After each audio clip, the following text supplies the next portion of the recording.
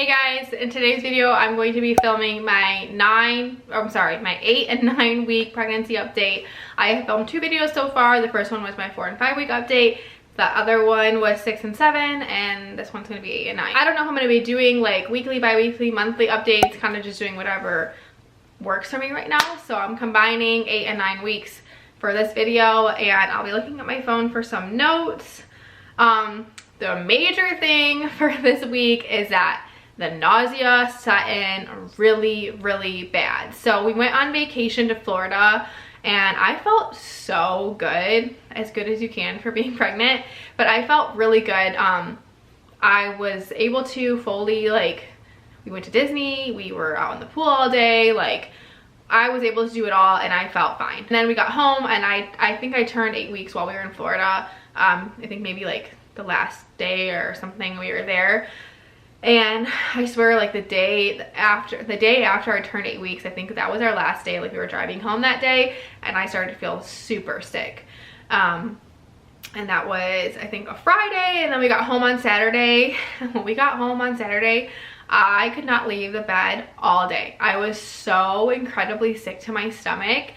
And I thought it was something that I ate, because I was like, I was feeling so incredibly good. Like, why all of a sudden am I feeling sick? Like, it must be like whatever we ate. I can't remember what it was that day, but I'm like, maybe I shouldn't have eaten that. It's just something I ate. And then it continued on to the next day and the next day. And it was just pretty much all day sickness. Mostly it was worse in the evening, but I pretty much felt like crap all day.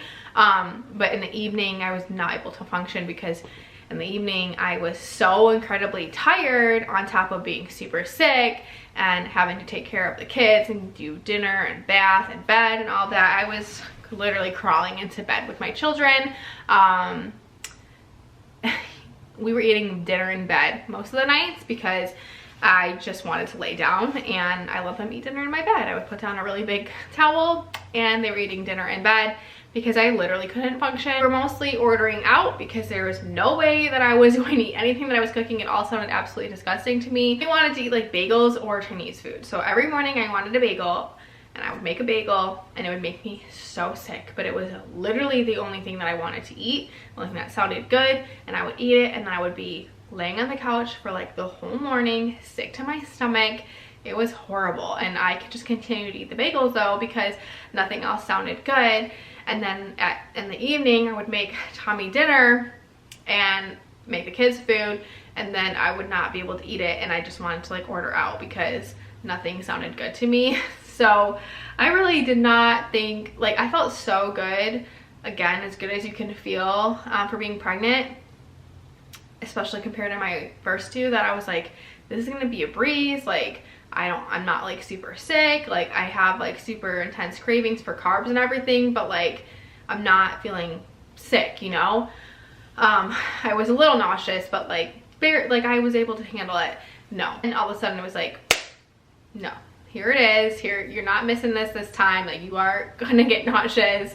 I scheduled my high risk appointment during this week. So I have a blood disorder, and both of my pregnancies prior to this were considered high risk. I had to see maternal fetal medicine throughout my pregnancies, and I have to see a couple other doctors to coordinate my care. Both of my babies were fine and healthy, and so were my pregnancies, but having a blood disorder does make things a little risky, and there's a lot of things that go into it. I can talk about that in another video after seeing my doctor, but since I've had all my babies, I guess, with different doctors and hospitals because we've moved, I am now at a different doctor because we moved from Michigan to Tennessee. So I had to establish a new MFM. Okay, sorry, I totally don't know what I even just said, because as Tommy took the kids to the park and it's really hot out, so they just came in for a second and I forgot what I was saying. So I think I left off saying I made my high risk appointment.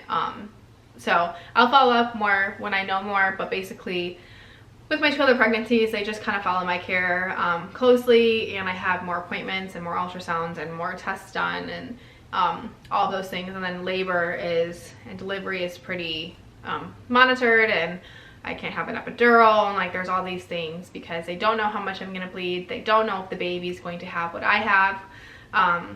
So it's just a little crazy, and yeah, I'm excited though, because I've heard really good things about the care I'm going to be having, and they already seem like really on top of it. With my last one, they didn't really like do this until I was pretty far along, and so just knowing that they already want to get like things going and everything makes me really happy, because honestly it is pretty nerve-wracking.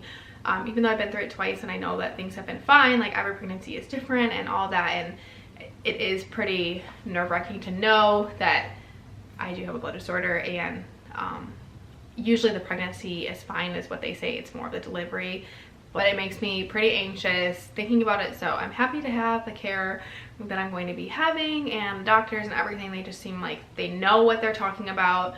Even just scheduling the appointment, the nurse was just really nice, and she just seemed to really care and like was very smart. So I'm happy about that. To 9 weeks, the nausea I started feeling even sicker, which I didn't think it was possible, but I felt so much worse. Like, I don't even know how, but I don't think we left my house all week. I basically had my kids in front of an iPad or the TV every second because I could not function. I was just laying on the couch dying. Basically, that's what it felt like.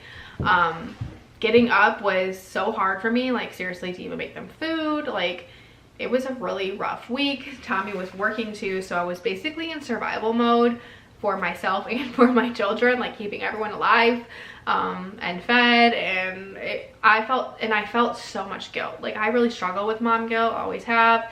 And then going to bed every night like, oh my gosh, this is my kids' summer. Like, they're just laying around watching TV, like playing by themselves. Like, I'm not doing anything for them. I felt so bad. Like, I don't know. I know it's like temporary, and I know that I'm a good mom, but during those few weeks I felt really horrible. But during that week where my kids were just in front of a TV, or I don't know, eating McDonald's for every meal, not really, but I did have to order, like literally, or I had to order Uber Eats for food for them, because I couldn't even stand the smell of like heating up my oven to make them food. Like, and I really couldn't even make them anything other than like chicken nuggets, because I didn't have the energy to do it. And so anything I ate made me sick. There was nothing that I could eat that didn't make me sick. Literally everything I ate. I kind of stopped eating the bagels because I knew they made me like really sick. So I started trying to like eat different things. I started making a morning sickness smoothie, which was almond milk, I think, or coconut milk, whatever I had at the time, and oats, ginger, strawberry, and banana, and that did help. I would drink that in the morning, and I also would drink that for dinner.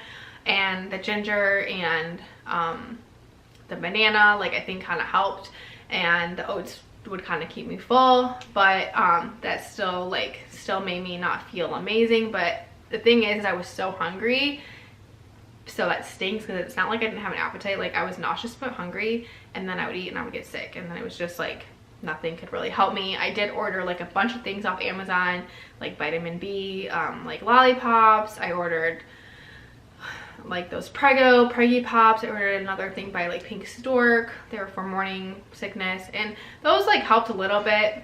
But like I said, I told myself no more bagels. I think it was mostly like the cream cheese that was making me sick. I'm not really sure, but I told myself no more bagels, and I started limiting dairy. Just trying to think of things that I was eating that maybe was making everything worse.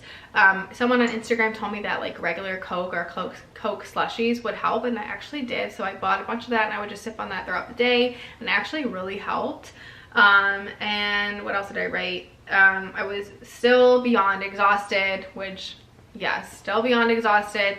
I cannot wait for the pregnancy exhaustion to kind of like go away or level out, or be like more normal, like just be a normal tired mom or a normal tired pregnant mom. I am so tired, so I have been sneaking in naps with Lila every single day, and sometimes it makes me feel worse, but most of the time I need it to function throughout the day. Like, by the time it's her nap time, like, I'm like, all right, I need a nap. I don't nap the whole time she does. I try to like at least do a 30-minute power nap, and it does help, and it's basically the only way I've been surviving. Anyway, that is the update. Mostly just feeling awful the last couple weeks, and when I did talk to the nurse, she kind of said like, you know, you'll be feeling better in a couple weeks, which I know is true. You start feeling better in your second trimester, but with the girls, I kind of was sick into my second trimester. I hope that's not the case this time, because I started feeling sick later.